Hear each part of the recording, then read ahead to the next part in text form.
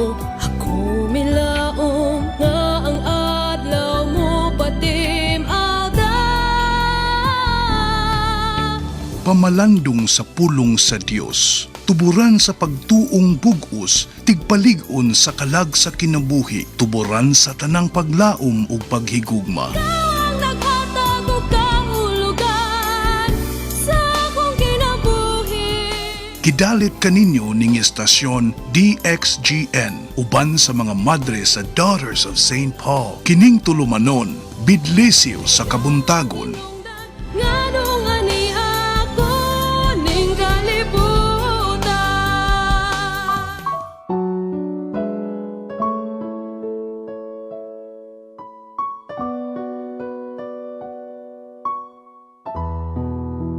Pagkatahom sa mga tiil diha sa kabukiran, niadtong nagbantala og nawalig kadait. Mga higala ko sa kahanginan, maayong buntag ka natong tanan, bidlisiw na usab sa kabuntagon, og taghay og panahon, nga ang bidlisiw sa kabuntagon mahisulod sa atong panimalay. Pinaagi sa pagpaminaw ni atong istasyon, DXGN. O kaninyong tanan nga naminaw karon daghang salamat. Aniya na usab kami uban sa atong bisita nga si Father Jason Kabakaba, si Rose Caballero usab, si Arvin Borla ug ang atong technical engineer karong buntaga mao si Jan. Si June or si Jan? June di ay. Og kini ang inyong higala sa kahanginan si Sister Rica sa mga madre sa Daughters of St. Paul. Makigduyog na usab ning atong tulumanon, Bidlisiw sa Kabuntagon. Magampo kita. Ginoong Dios, ikaw nagpili kang San Lucas aron iyang ikapadayag ang misteryo sa imong gugma alang sa mga kabus pinaagi sa pagwali og pagsulat. Itugot nga silang naghimaya sa imong ngalan, magpadayon sa panagiusa sa kasing-kasing og kalag, ug ang tanang katawhan makadangat sa imong kaluwasan. Kini among gipangayo pinagi sa among Ginoong Hesukristo imong anak, nga buhi ug hari uban kanimo ug sa Espiritu Santo, Dios nga usa hangtod sa kahangturan. Amen. Kinutlo gikan sa Ebanghelyo sumala ni San Lucas, Kapitulo 10, tudling 1 ngadto sa 9. Human niini ang Ginoo mitudlog laing kapituan ka mga tinunan nga iyang gipaadto nga nagtinagurha. Una kaniya ngadto sa tagsa-tagsa kalungsod og dapit diin siya mismo umaadto ug miingon si Jesus kanila. Daghan ang anihon apan jutay ra ang mga mamumuo. Pusa pagampo kamo sa tag-iya sa anihon aron magpadala siya mga mamumuo nganhi siyang anihon. Padayon kamo. Ania, nagapadala ako kaninyo ingog mga kordero taliwa sa mga lobo. Ayaw ka mapagdag puntil ni sudlanan ni sandalyas ug ayaw pagtimbaya kang bisan kinsa diha sa dalan.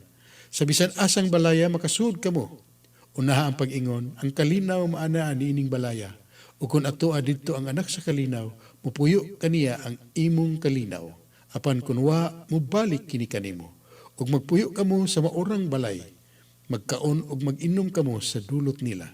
Kay ang mamumuo adunay katungod siyang suhol. Ayaw tabok-tabok gikag usa ka balay ngadto laing balay. Inigsulod ninyo usa ka lungsod ug dawaton kamo nila kaon sa idulot ninyo. Ayohon ninyo ang mga masikiton didto ug ingna sila. Nagkaduol na kaninyo ang paghari sa Dios. Ang Ebanghelyo sa Ginoo.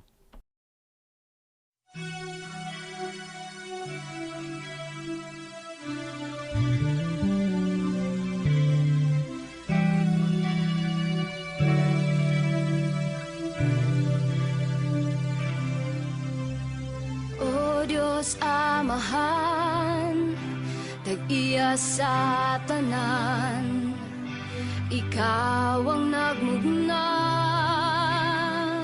ning kalibutan sa kadagatan ug kalangitan.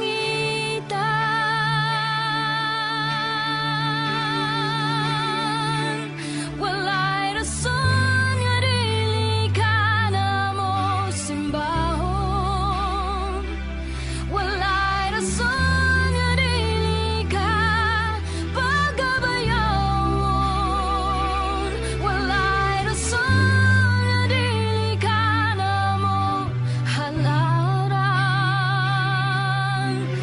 pasidunggan, pasalamatan sa tanan.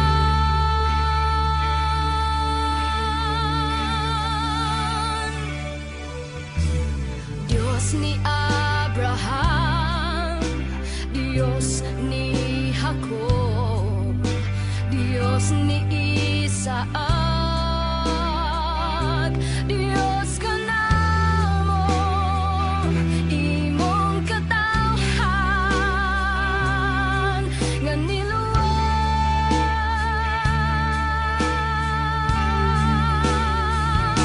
Walay rason nga dili ka namo simbahon. Walay rason nga dili ka pagabayawon. Walay rason nga dili ka namo halaran. Pasidunggan, pasalamatan sa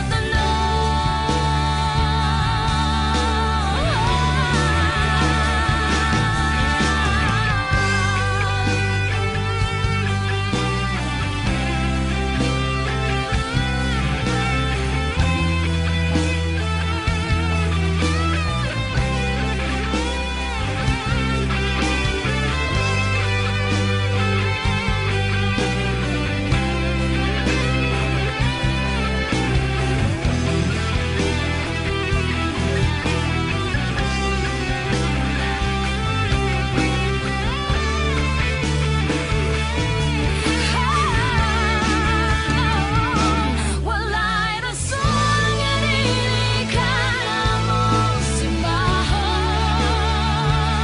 Walay rason nga dili ka pagabayawon. Walay rason nga dili ka namo halaran. Pasidunggan, pasalamatan. Walay rason nga dili ka namo simbahon. Walay rason nga dili ka pagabayawon. Walay rason nga dili ka namo halaran. Pasidunggan, pasalamatan. Pasidunggan, pasalamatan. Pasidunggan, pasalamatan sa tanan.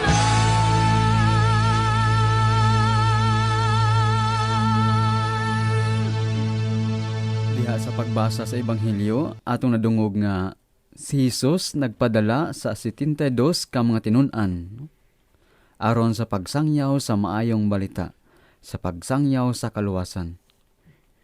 Iya kining gipadala sa tinagduha o by partner, by pair.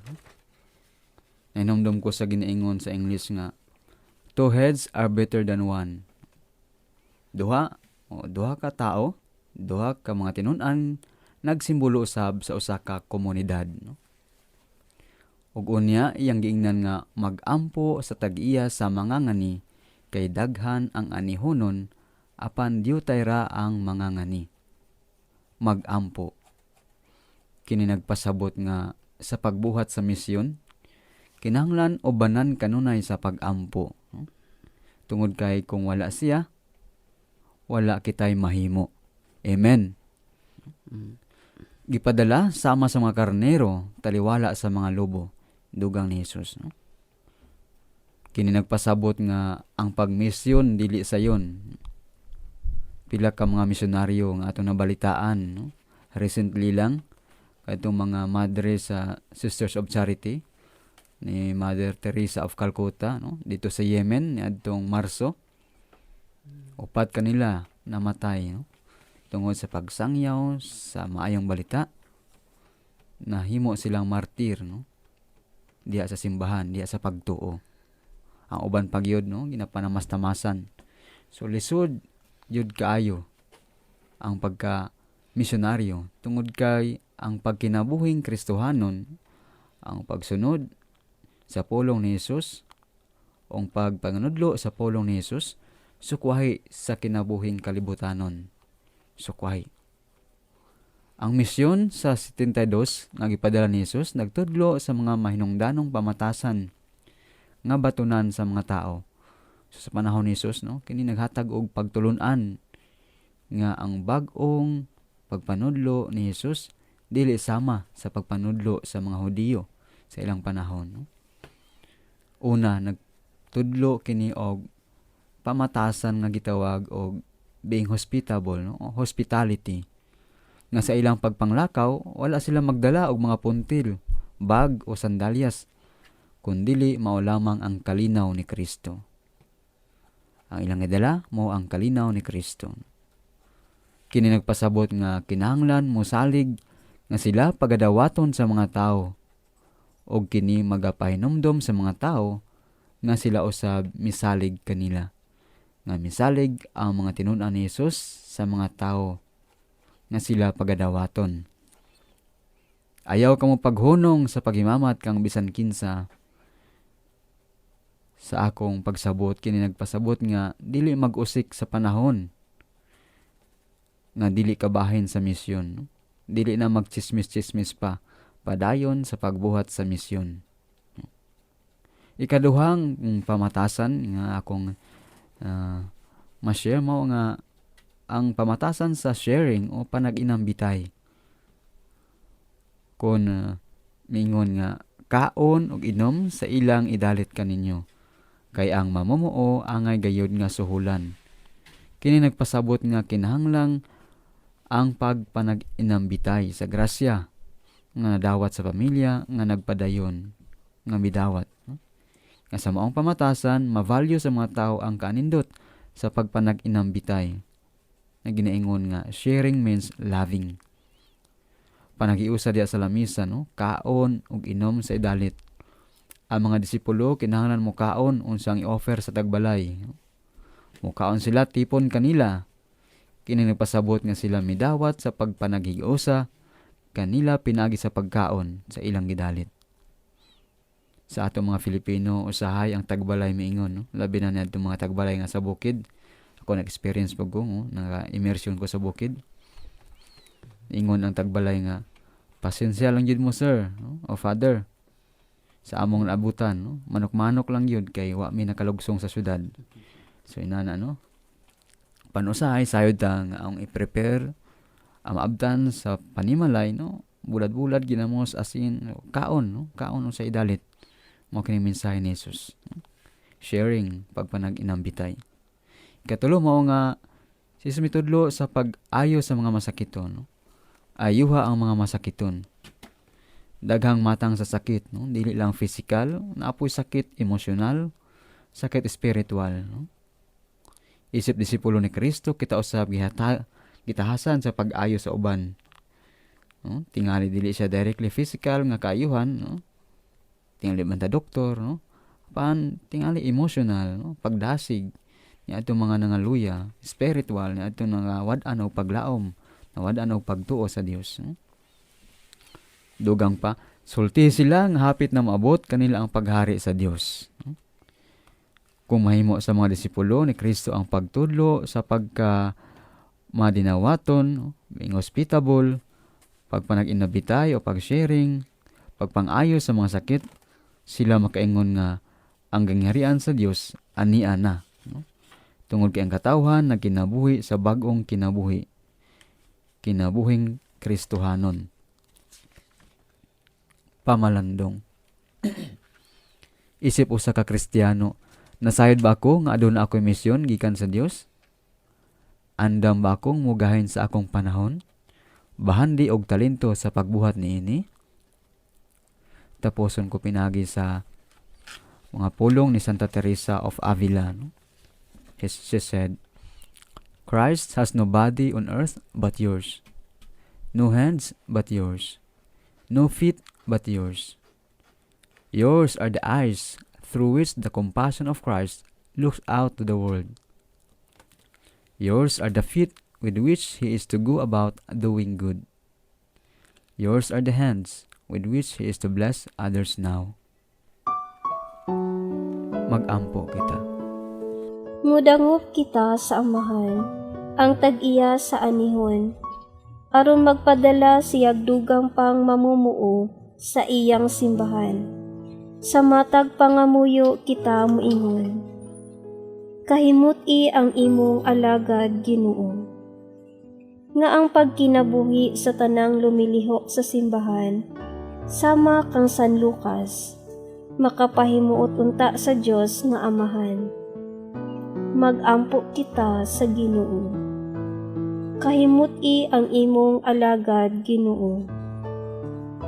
Nga ang mga nangatungdanan sa gobyerno, mudawat unta sa pagtulon-an ni Kristo, bahin sa walay ikatandi nga bili sa dignidad sa tanang mga tao. Mag-ampo kita sa Ginoo. Kahimuti ang imong alagad, Ginoo. Nga makabig unta sa konsensya ang kasing-kasing sa mga tao, kansang panginabuhian, mao ang pagpahimulos sa uban. Mag-ampo kita sa Ginoo. Kahimuti ang imong alagad, Ginoo. Nga ang mga gipamatay tungod sa ilang pagsangyaw sa kamatuoran, hustisya o kamatuoran, makadawat unta uban ni San Lucas sa karuna sa kaluwasan. Mag-ampo kita sa Ginoo. Kahimuti ang imong alagad, Ginoo. Diyos Amahan, sud-unga o kahimuti ang imong pag-alagad ang among pag-alagad kanimo ug sa simbahan. Uban sa pangama ni San Lucas, liguna ang among mga kahuyang, pinaagi ni Kristo nga among Ginoo. Amen. Mga higala, daghang salamat sa inyong pagpaminaw ni atong tulumanon bidlisiw sa kabuntagon. Og manamilit na usab kami, kauban si Father Jason Kabakaba sa sakop sa congregation sa Cavanis Fathers. O kung aduna ka may mga pangutana usab mahitungod sa ilang congregation, mahimo ka mong mo text kanila, akong ihatag sa sunod nga adlaw ang ilang numero. O karon usab kani inyong higala sa kanginan si Sister Rica sa mga Madi sa Daughters of St. Paul, manamilit na usab uban kang Rose Caballero, uban kang Arvin Borla, ug usab uban sa atong technical engineer nining atong stasyon DXGN si John. Og kaninyong tanan moingon ako malipayong adlaw sa piyesta karon ni San Lucas. Bye-bye. Rose? Gusto na yung mag-iinom? Ang kaping may sinabi, Dream Vet 8-in-1 coffee, available sa tanang pharmacies.